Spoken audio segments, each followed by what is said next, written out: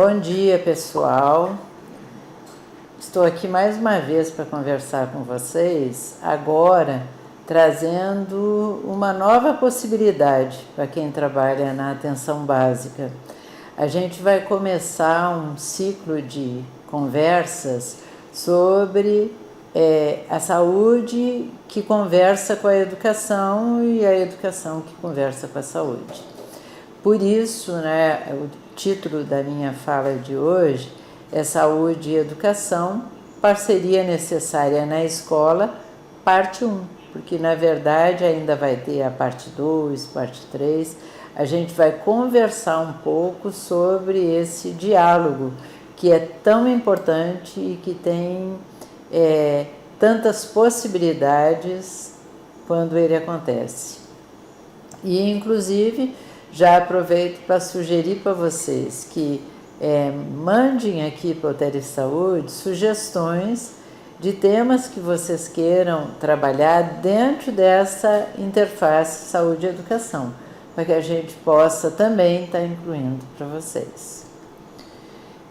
A educação e a saúde, elas são duas dimensões da vida, só que em geral a gente enxerga elas separado. Parece que a educação está lá dentro da escola, quando saiu da escola isso meio que não precisa, né?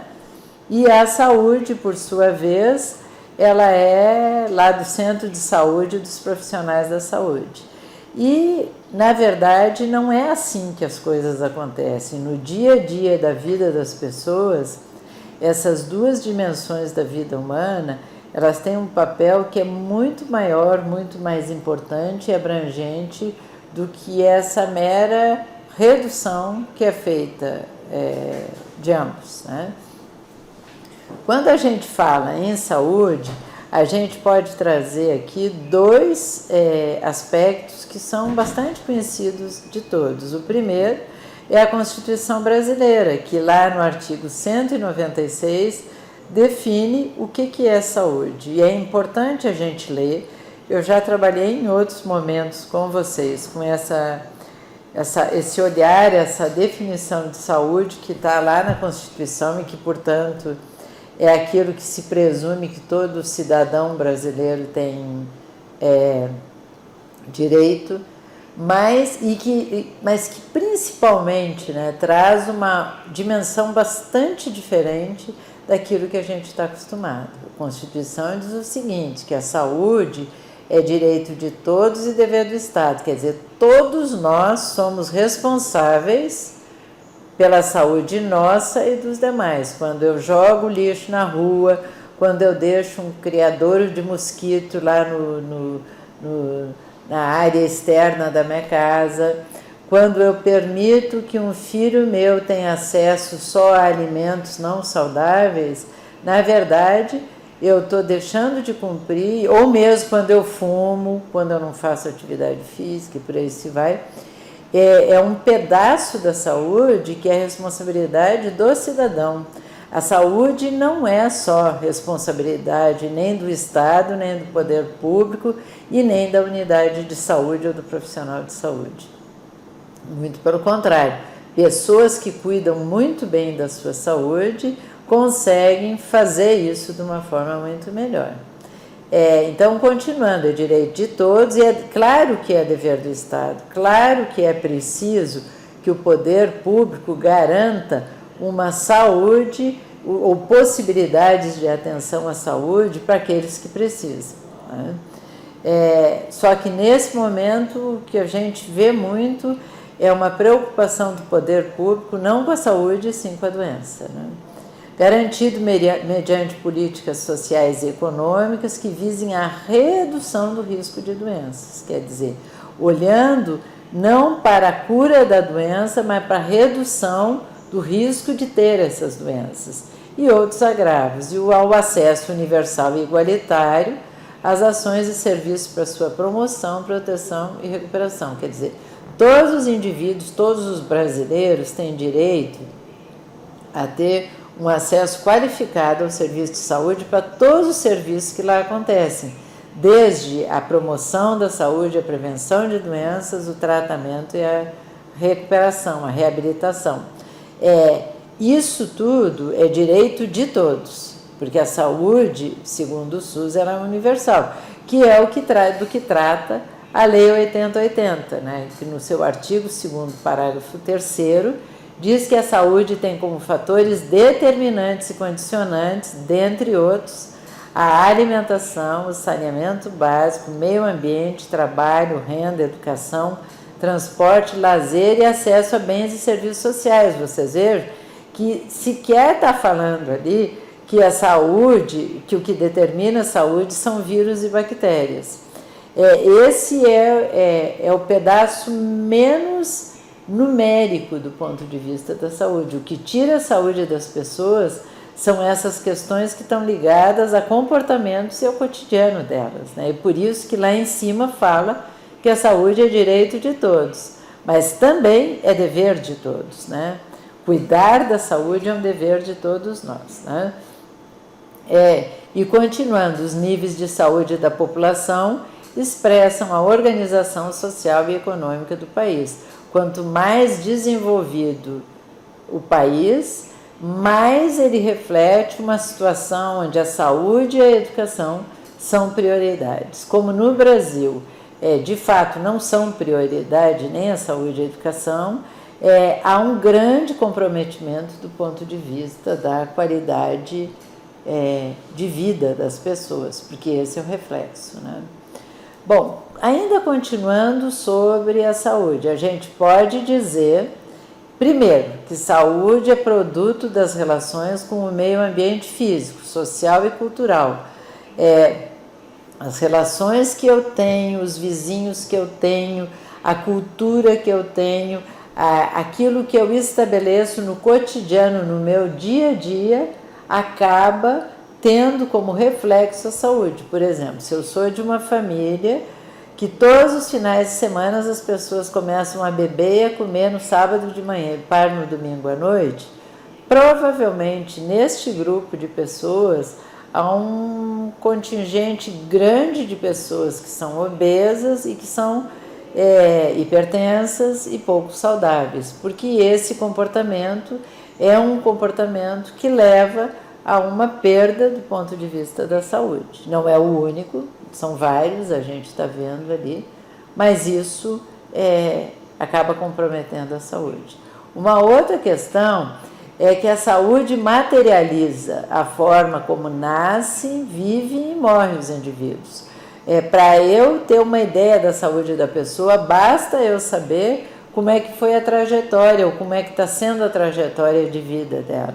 Pessoas que receberam aleitamento materno, que tiveram uma vida onde os fatores de risco estiveram ausentes, elas provavelmente, se nenhuma intercorrência aconteceu nesse processo, elas viveram muito mais e o que é mais importante, viveram com uma qualidade de vida melhor. Hoje as pessoas às vezes até vivem mais, mas com uma qualidade de vida às vezes muito ruim.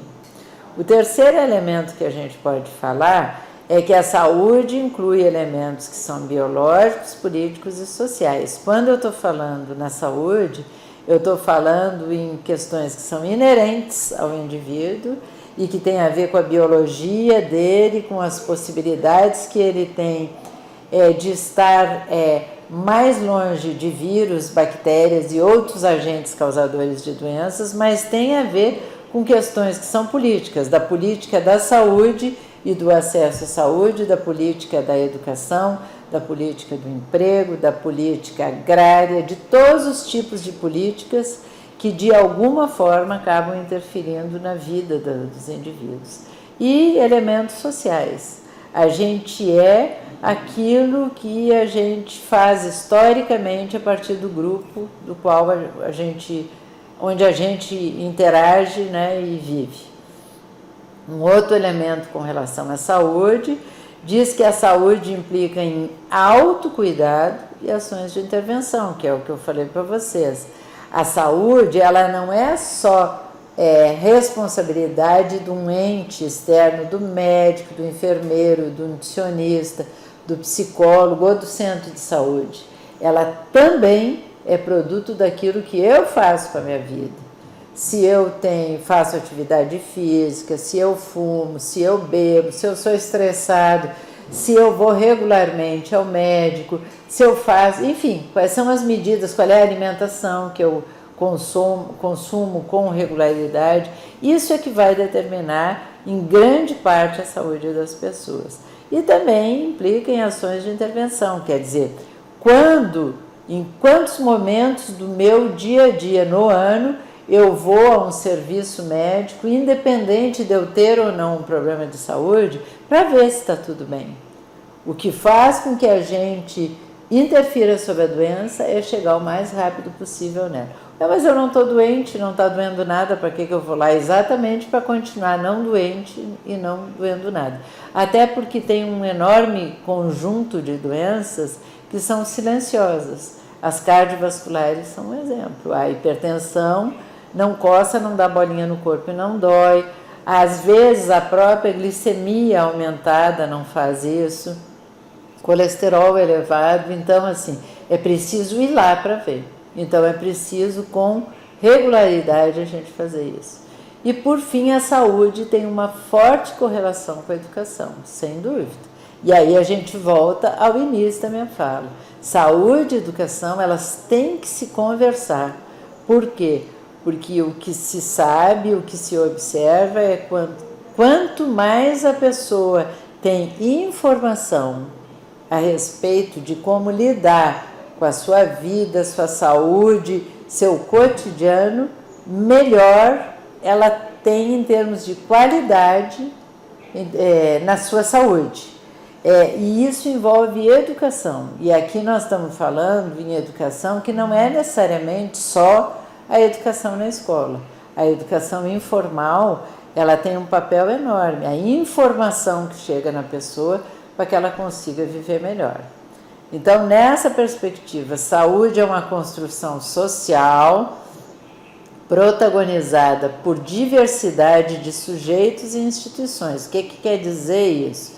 Quer dizer, as pessoas, o protagonismo dos sujeitos quer dizer o seguinte: eles têm que participarem, eles não têm que ser passivos, eles têm que participar, discutir, ter medidas na casa deles, ir lá na unidade, participar das decisões que acontecem lá.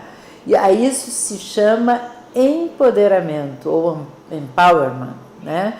Mas o empowerment, ou o empoderamento, ele só vai permitir o indivíduo ter essa capacidade de saber empoderar-se, ele participar das decisões que envolvem a vida dele, em casa, no grupo social e nos ambientes onde ele está, se ele participar, né? E é isso que dá ao indivíduo a chamada autonomia. A autonomia é a capacidade que o indivíduo tem de fazer as suas escolhas. E nessas escolhas, gente, vale qualquer uma delas. Eu não quero fazer dieta porque eu não estou interessado em emagrecer. Muito bem, então eu vou lhe dizer a todos os riscos que o senhor está correndo por não emagrecer, e a opção é sua. Ninguém vai amarrar o cara para que ele emagreça. No momento oportuno, ele vai acabar voltando e dizendo que agora ele quer fazer a dieta. Mas as pessoas têm que ter autonomia para fazer as suas escolhas.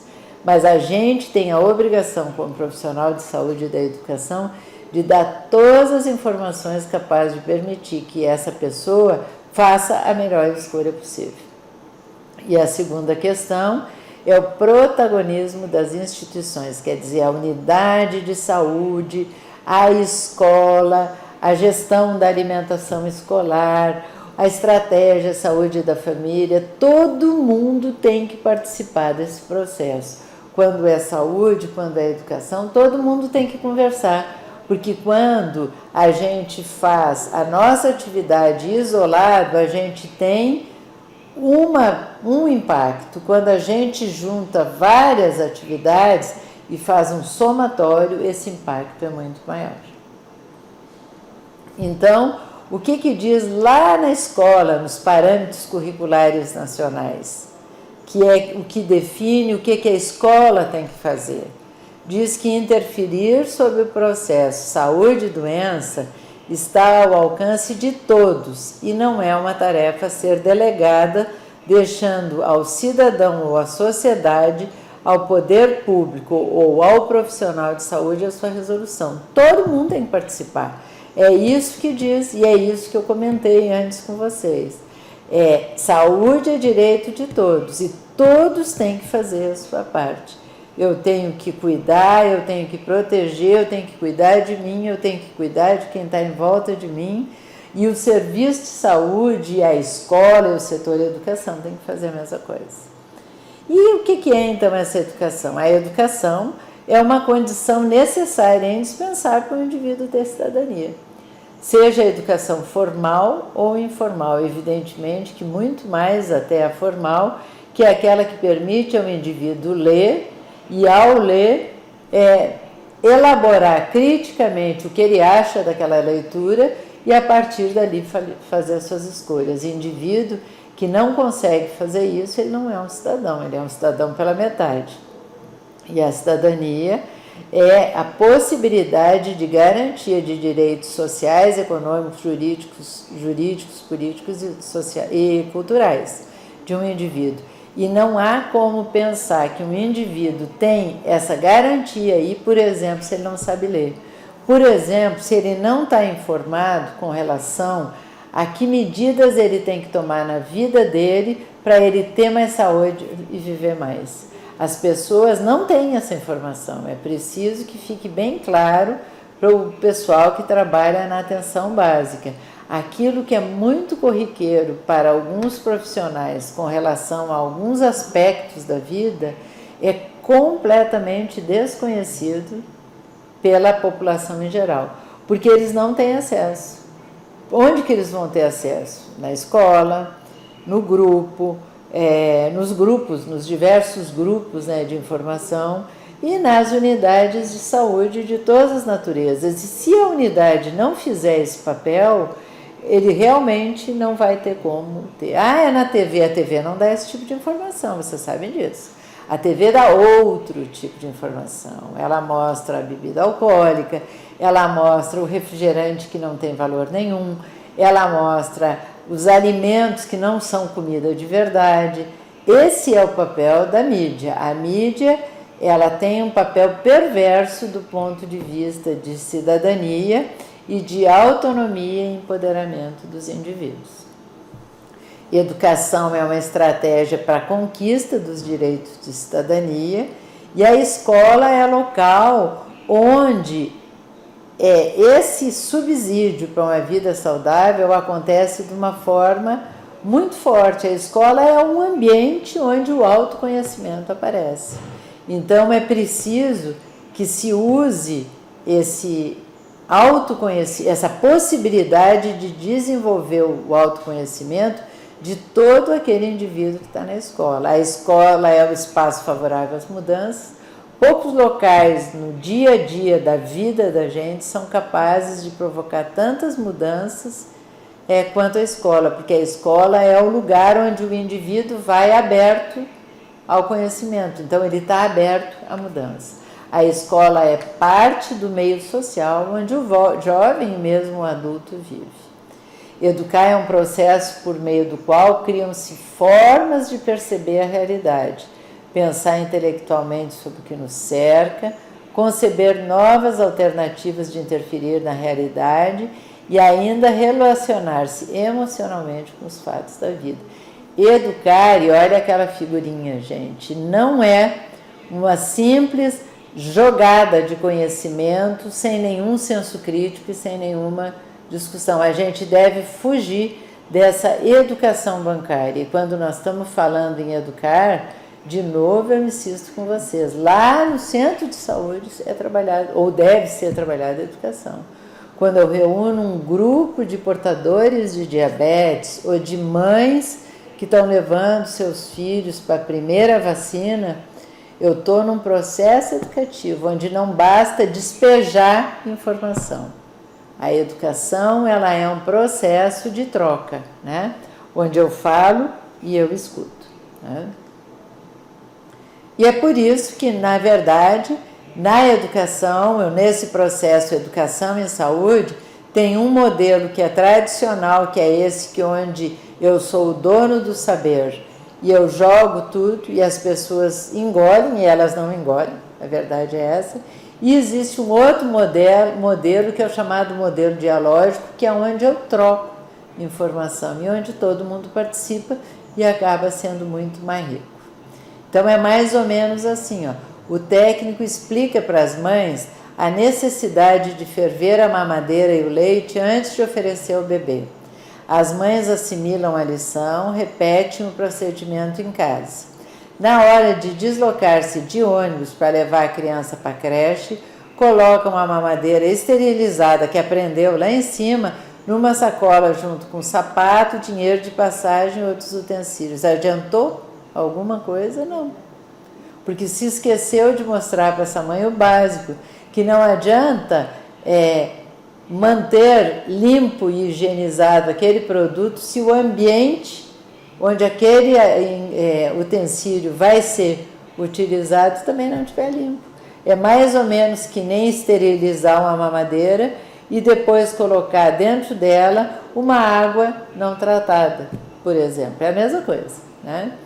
Então, isso é a diferença do modelo tradicional e do modelo dialógico, né? Então, a gente junta aqui, eu começo a juntar, já que eu disse para vocês que educação e saúde, elas são parceiras, elas podem e devem trabalhar junto. E quando a gente junta a saúde com a educação, a gente tem a promoção da saúde, a gente tem a educação em saúde. A educação em saúde é um conjunto de saberes e práticas orientados para a prevenção das doenças e para a promoção da saúde.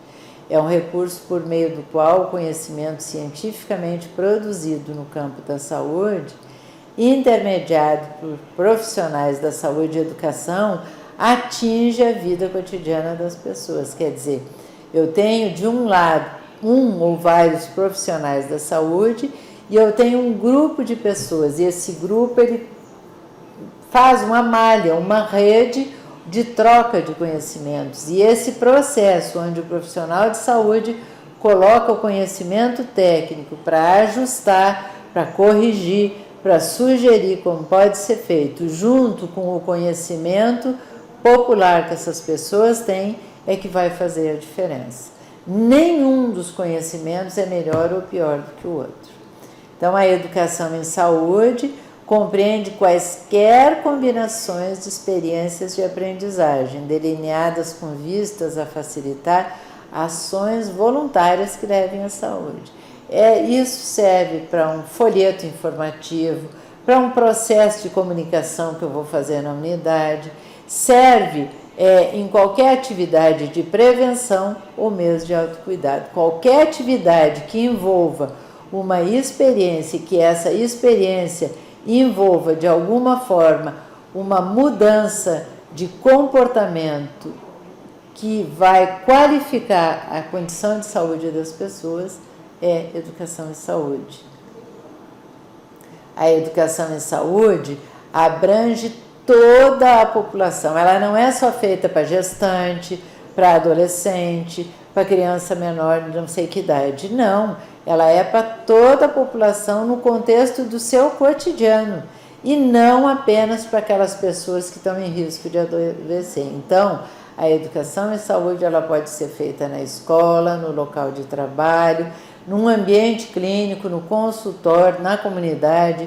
Eu já trabalhei educação em saúde até em canteiro de obra, gente. Nós tínhamos um projeto que trabalhava a prevenção de doença cardiovascular com trabalhadores da construção civil. A gente marcava e ia do meio-dia a 1, que era aquele horário que eles estavam almoçando, sentava com eles lá fora, enquanto eles comiam a gente dava orientações para eles. Já fui para púlpito de igreja, porque a gente queria conversar com os fiéis daquela igreja e o melhor lugar era lá, eles estavam todos lá.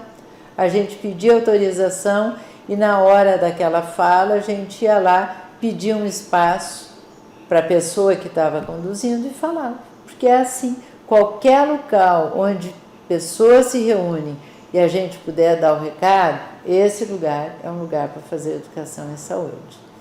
Bom, então nessa perspectiva, A gente pode considerar que a saúde e a educação, ela visa um estado positivo e dinâmico de busca de bem-estar. Tudo que a gente quer é que as pessoas tenham mais qualidade de vida e vivam melhores.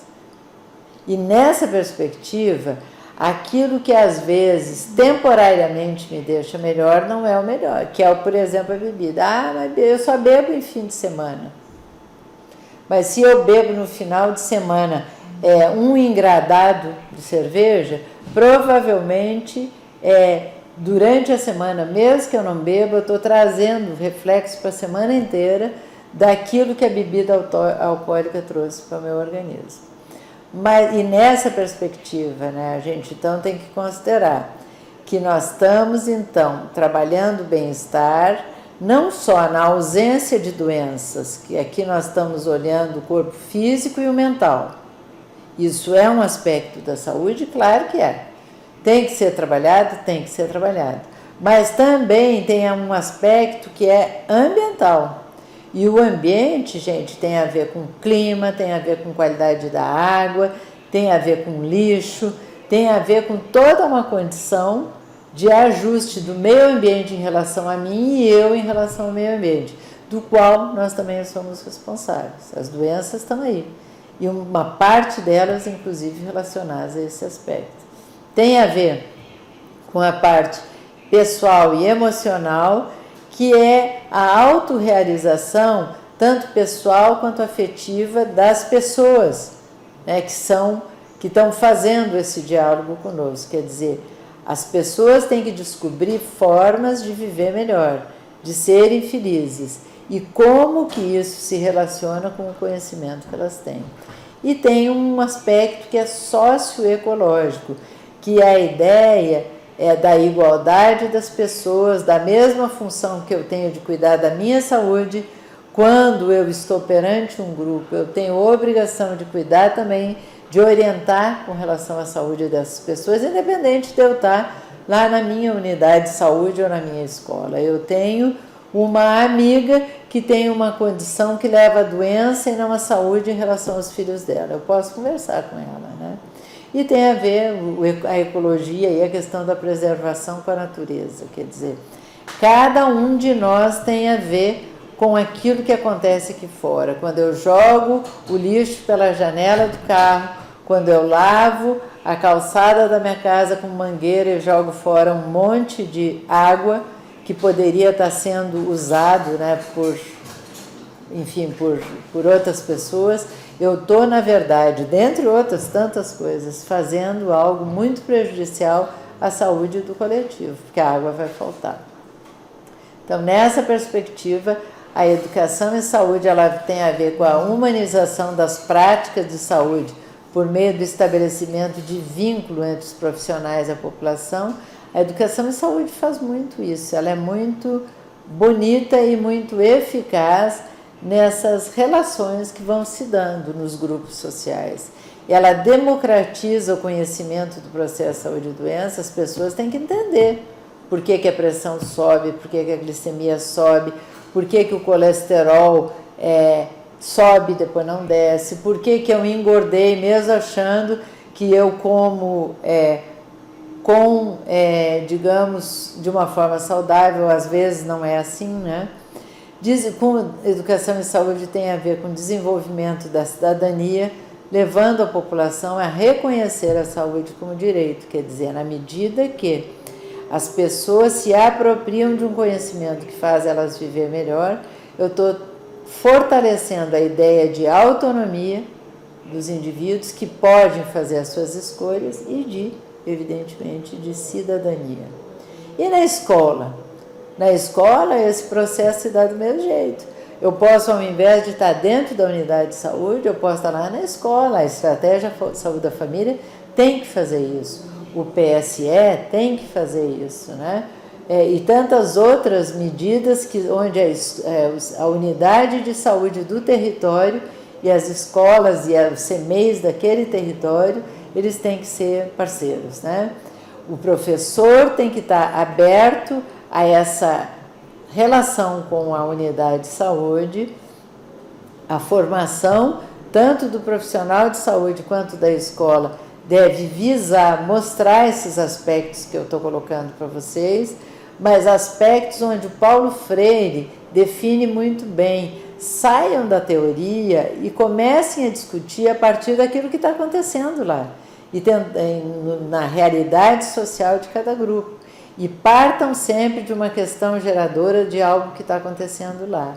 Conheçam o cotidiano das crianças, o projeto pedagógico da escola. De repente, ao longo desse ano, a escola tem 3, 4, 5 momentos que tem tudo a ver com a saúde, que vocês poderiam estar lá trabalhando junto com a escola, numa perspectiva que fortaleceria o projeto pedagógico e fortaleceria a proposta, o plano de vocês dentro da unidade. Isso é o que a gente chama de uma escola que promove saúde, a chamada escola promotora da saúde. A escola promotora da saúde, ela tem no seu projeto pedagógico políticas de saúde, ela traz para dentro do seu projeto pedagógico aquilo que está nas políticas de saúde relacionadas à alimentação, tabaco, bebida alcoólica, droga, segurança e informação. Ela tem uma interface com a questão do ambiente físico e daquilo que o pessoal da unidade de saúde trabalha, que tem a ver com acidentes, com as questões ambientais e as condições físicas dos alunos. Ela tem a ver com o ambiente social, porque ela tem que estar atenta ao que acontece em volta da escola ou dentro da escola com relação a todos os tipos de violência, as relações sociais que se dão lá dentro, ao abandono e à reprovação das crianças. A escola promotora da saúde olha para o currículo, colocando no currículo das crianças e no projeto pedagógico, eu falei antes, tópicos de saúde, e não é para inchar o currículo escolar com coisas que não são de lá. É colocar dentro do currículo escolar formas diferentes daquele assunto ser abordado. Veja, por exemplo, que o professor de ciências pode trabalhar os criadouros da dengue a partir de algo que vem de informação lá da unidade de saúde e que pode ser trabalhado pelas crianças, inclusive com atividades práticas. Os professores têm que ser treinados, capacitados para isso, e o currículo tem que ter uma forte relação com essas questões que são da saúde, que envolve o cotidiano das pessoas. E, por fim, a escola promotora da saúde tem uma relação com a comunidade. Ela envolve pais, ela envolve projetos que são lá da unidade de saúde, ela tem um forte diálogo com os serviços dos quais vocês fazem parte, né? Então, nessa perspectiva, a gente diz que a educação em saúde, ela está ancorada em 3 pilares: o aprender a saber, o aprender a fazer e o aprender a ser.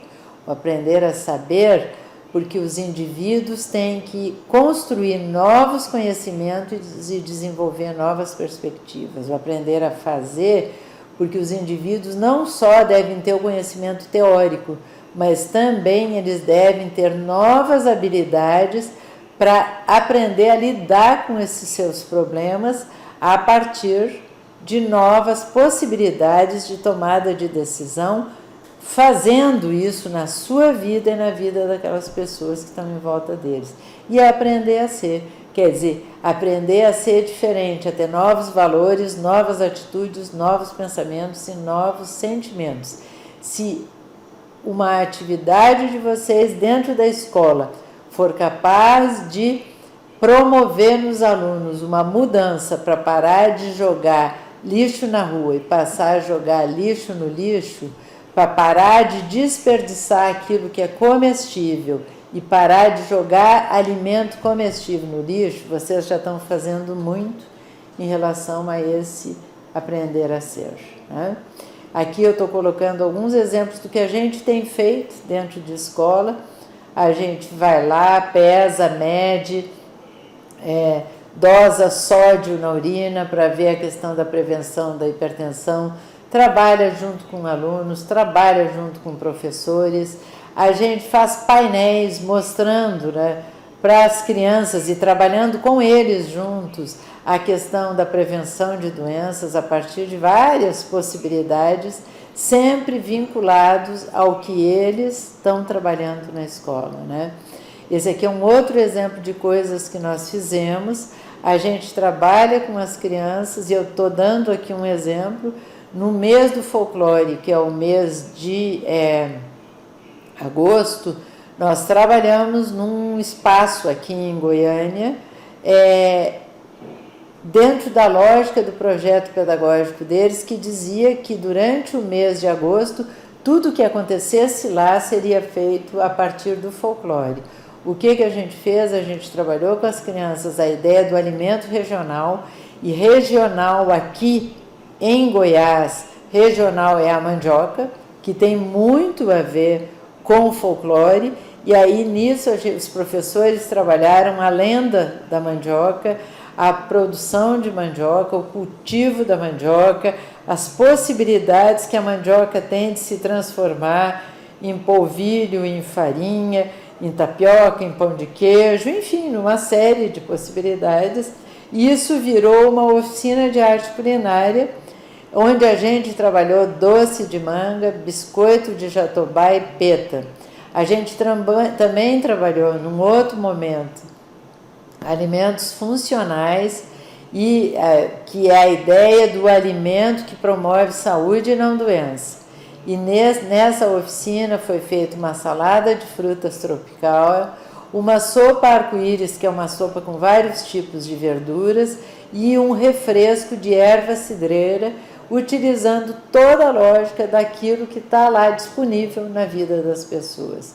E uma outra possibilidade de tema, a gente trabalhou a influência do índio, do português e do africano no hábito alimentar do goiano. E aqui nós trabalhamos na oficina de arte culinária o curau, o mané pelado e o croquete de peixe. São tudo exemplos de como que mistura a educação com a saúde, né? Trabalhamos muito com merendeiras de escolas, manipuladores de alimentos, para que eles entendam a importância não só de seguir os cardápios, mas de que esses cardápios sejam saudáveis do ponto de vista de higiene e de composição, né? São muitos os exemplos de trabalho com esses profissionais, né? Eles vêm, eles auxiliam, eles preparam, eles veem como que isso pode ser feito, e eles inclusive organizam um plano para trabalhar na sua escola, tá? Já se trabalhou a oficina Os 10 Passos de uma Alimentação Saudável, e aqui eu trouxe exemplos do que se fez lá. Se trabalhou na perspectiva da alimentação saudável e do uso, né, dos alimentos regionais, o bolo de beterraba, bolo que era um mix de frutas, o doce nutritivo que também era um mix de frutas, bolo de outras frutas de outra natureza, sopa de feijão, bolo de sardinha, cuscuz de frango, e por aí se vai, dando ideia para os manipuladores de alimentos como que eles podem modificar aquilo que eles estão fazendo na escola. A gente já trabalhou com eles alimentos do Cerrado, a gente tem um grupo enorme de alimentos do Cerrado, que a gente tenta mostrar para eles que é preciso que a escola trabalhe, que as famílias trabalhem, que elas façam em casa, porque os alimentos do Cerrado estão sumindo. Aqui estou dando exemplos para vocês: araticum, cagaita, guabiroba, guapeva, macaúba, marmelada de cachorro, pera do Cerrado. Uma grande parte desses alimentos hoje está em extinção, e a gente também tem que lembrar deles. Muito melhor do que comer uva e kiwi é comer fruto do Cerrado, né? A gente já foi para vários espaços para mostrar isso, não só dentro da escola, mas dentro, embaixo de lona de circo. Aí é uma mostra que acontecia na UFG, a partir de um circo e de um grupo de palhaços, que era a Mostra Multicultural Milton Santos. É sempre na ideia da educação e da saúde pareadas, né? Agora, é bom dizer para vocês que qualquer atividade que vocês vão trabalhar nessa perspectiva, primeiro é muito útil promover a participação, que não fique um grupo falando aqui, dono da verdade, o outro grupo escutando de lá. É preciso que essa interlocução se dê. Conduzir a reflexão do grupo de forma ordenada e sistemática, quer dizer, não adianta também ficar todo mundo falando ao mesmo tempo para chegar em lugar nenhum. Esse diálogo, ele é um diálogo orientado. Tomar cuidado com a linguagem, pare de falar difícil. As pessoas querem ouvir as coisas no nível de linguagem que elas entendam. Aprender com a prática, as pessoas têm muito a ensinar para a gente. Calcular bem o tempo, se o meu tempo é 1 hora, eu comecei às 10, eu tenho que terminar antes das 11, já são 10h50. Eu estou o tempo inteiro controlando aqui para conseguir chegar no final e não me perder, né? Evitar impor opiniões e ideias, nós não somos donos da verdade. Preparar-se, estudar muito para o tema, estar atento a várias formas de comunicação. Eu posso fazer falas e atividades de educação em saúde de vários formatos. Vocês viram que eu mostrei ali para ali, nós fomos para baixo da lona do circo, a gente já fez teatro, fez peça, fez oficina de arte culinária, fez umas oficinas para o pessoal aprender a planejar suas atividades, a gente vai mudando, né? Estar atento às várias formas de comunicação, que é isso, conhecer a realidade das pessoas, quer dizer, o que eu falei de um jeito para as pessoas que moram ou que são da escola do bairro A, não necessariamente serve para o bairro B. E saber ouvir é uma habilidade que a gente tem que ter, né?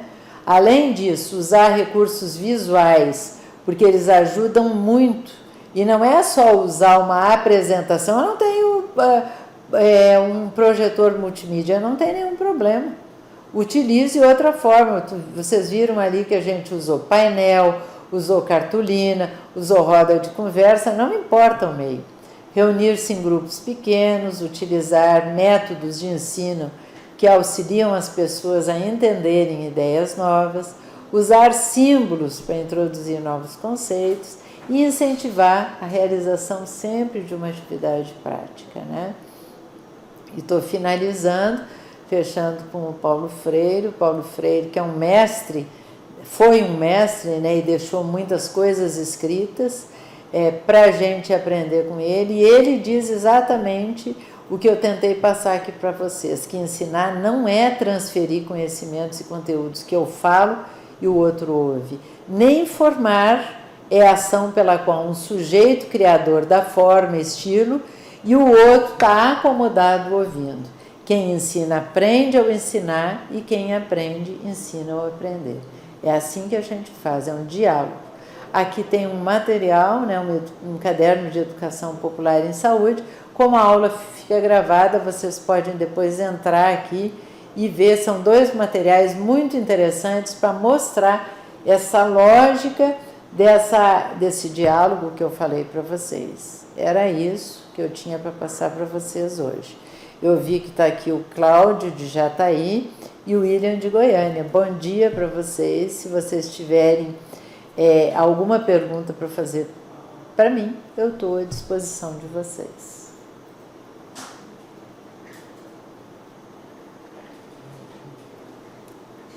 E também, se não tiverem nenhuma pergunta, ou se quiserem fazer isso depois, lembrar que sempre fica disponibilizado para vocês a aula aqui, e vocês podem em qualquer tempo voltar à aula, tirar a dúvida, e se essa dúvida não for sanada, olhando, ouvindo novamente a aula, vocês têm os contatos do Telesaúde e podem mandar para cá, que a gente está disponível para responder.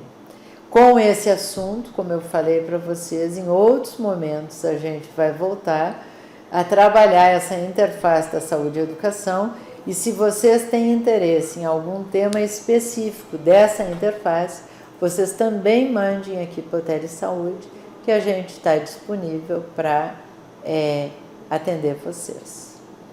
Eu acredito que era isso, e eu agradeço muito a atenção de vocês. Um bom dia.